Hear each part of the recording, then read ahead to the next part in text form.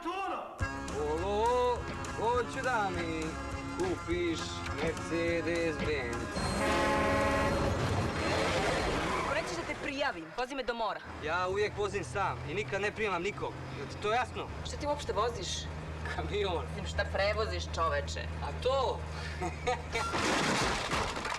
Nemam pojma. Kide gaći.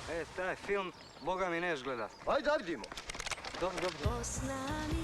Njihovi kontrole su na putu, nikoga ne puštaju. Nema šanse da prođete Hercegovinu. Prolaziš, plaćat oružje. Tu reci da te poslo Hasan. Upamti Hasan.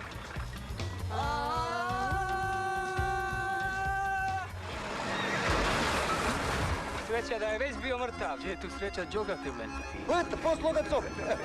Ubijte ga odmah. Nije, kakav sobe, ne znam s glavi koju ta života. Danas ti svako zlato daje samo za pušku. Nije njemački. Ruski. Onda dobro. Ježi ba, počelo je.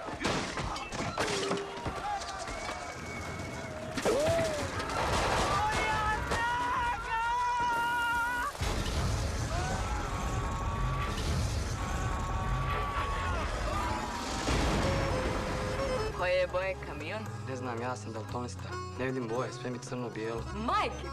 Titanic!